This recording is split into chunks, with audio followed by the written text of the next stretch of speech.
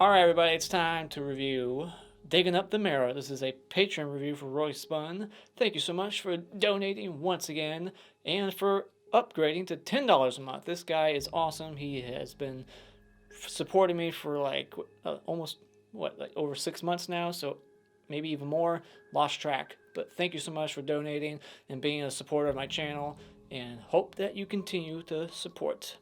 And if you're not supporting, why not? I have a Patreon in the info box below. Go there and you could donate $1, as little as $1, and I can give you a review like this if you want. You don't have to, but it would be nice. So yeah, and Royce, I still owe you 2 more reviews, buddy.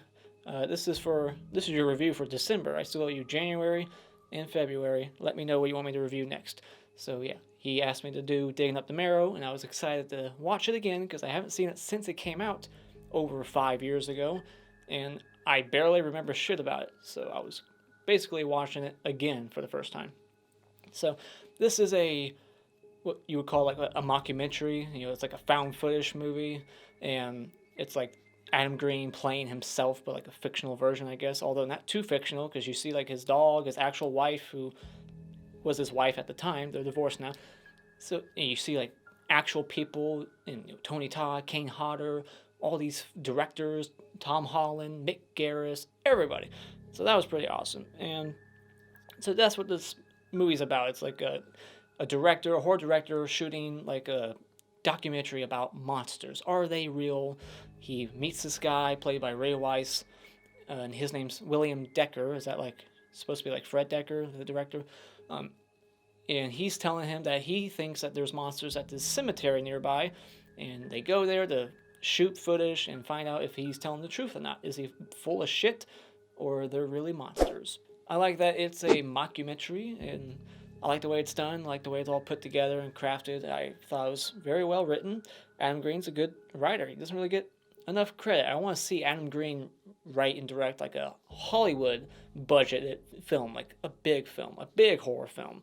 He should direct the next like Friday the 13th if they ever reboot that movie again, because why not? He's the man for it. I like Adam Green's performance in this movie. He's not an actor.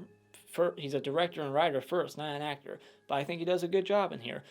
Just his back and forth with Royce. I thought there was a lot of good comedic moments in the film, just like awkward tension between them, and just even some meta humor in the film. Like there's a joke towards the end where the guy's like, Adam Green says something like, I don't want to repeat the same gag twice or something like that. And then Will Barratt, the cinematographer, he's like, you mean like Hatchet 2? You did the same shit twice? I like the look of the monsters in this movie. They're all very creepy and unique. Like, they're all original looking, and they don't show them too much because you might notice that they're fake, obviously. I like that they kind of keep them in the shadows, and they show them for like quick, like a little second or two, and they're creepy. It's utilized pretty well, the monsters in the film, and just the sounds they make, the sound design, sound effects in the film, all very eerie. Bear McCreary did the music for the movie. There's not a lot of music. It's mainly just like, sounds and stuff, not music. But yeah, all that stuff worked pretty well. But yeah, it paced along very well. I wasn't bored ever, and even though I knew where the movie was heading, that's a bit of a negative. I mean, this is one of those stories where you know exactly how it's going to end. Like, it's one of those movies where they have the character who you think is full of shit, but you know that he's telling the truth, and that's going to be like the reveal at the end. Like, oh, he's telling the truth. There really are monsters. You know where it's heading, so I guess that's a negative. Like, there's no real surprises at the end. Nothing that shocked me, like, oh my god. There's no like twist or anything. Like, you know where it's heading. There's going to be monsters. The monsters are real. Decker's telling the truth. So I guess that would bring me into my negatives. But yeah, I still enjoy the movie. Don't get me wrong. I just have a couple of nitpicks. With most found footage movies, there's always the question the audience is asking from time to time, like, why are they filming this? Why are they filming this conversation? This seems very private. Stuff like that. That's a little nitpick. There's a lot of scenes in the movie where I'm like, why would they even be filming this? And it does seem very like small scale. I wish we could have seen the monsters a little bit more, or maybe do a little bit more, have a little bit more chaos in that third act. I wish it would have been just a little bit more intense at the end.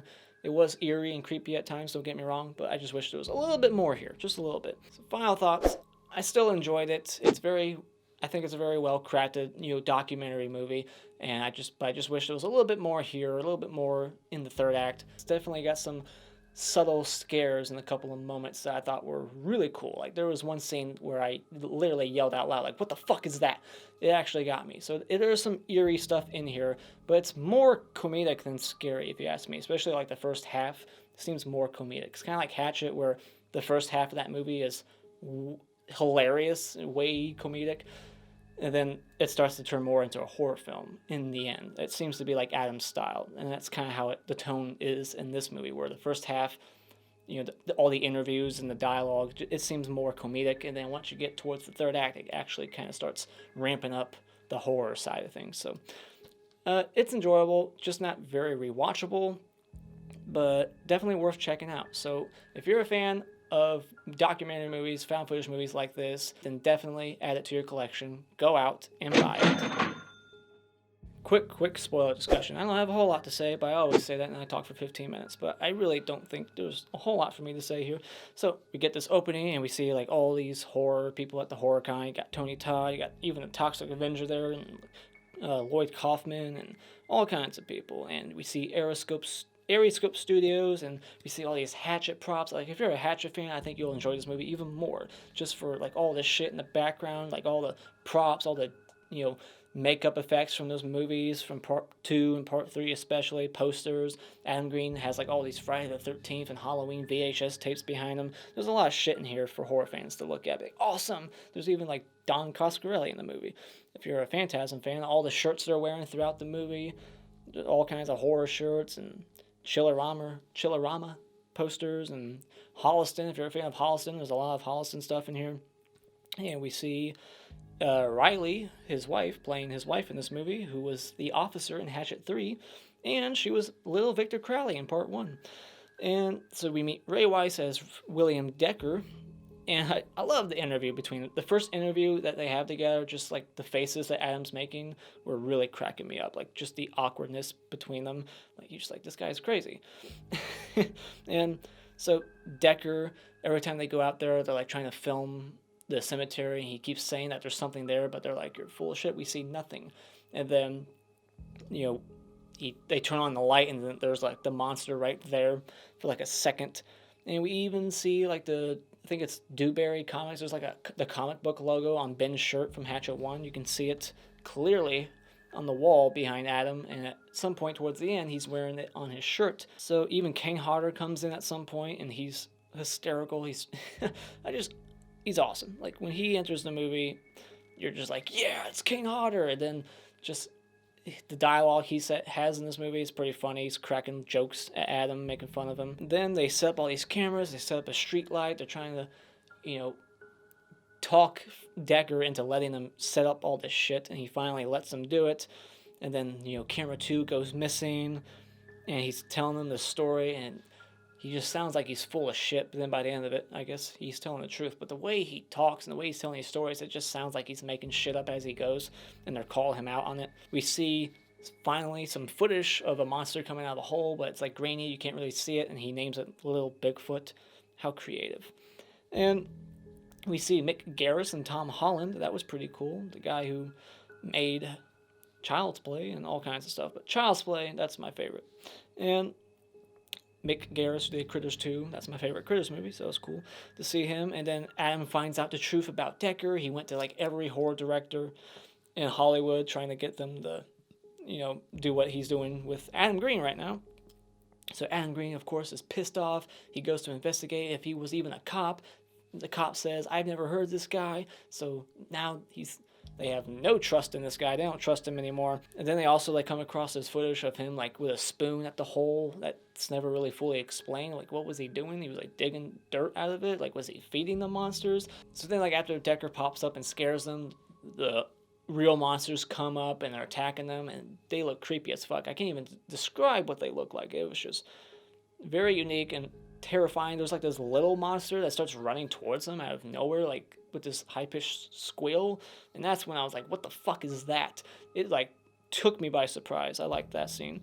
It's probably the most intense scene in the movie, and this is where all the actual monsters start popping up, and this is where all the scares start happening. And they, they start getting attacked on the car, but they just drive away. And then like 2 months later, they get like footage from Cam 2 that was lost. And we see like Ray Weiss, Decker in a cage naked. And he's telling the camera like monsters aren't real. He's basically being forced to tell people that monsters aren't real. And this footage is delivered to Adam Green's house.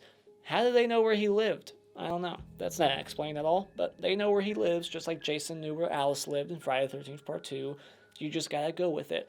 And I guess they killed him. We see, like, the monster's POV with the camera, like, limping through the house. A nice little detail.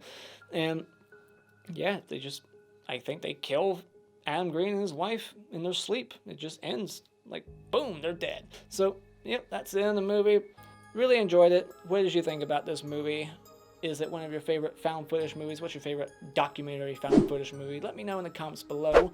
And if you like what you've seen here, you can hit this like button and become a subscriber today just by clicking on my cartoon face in about 5 seconds. And until next time, Alpha Feeders.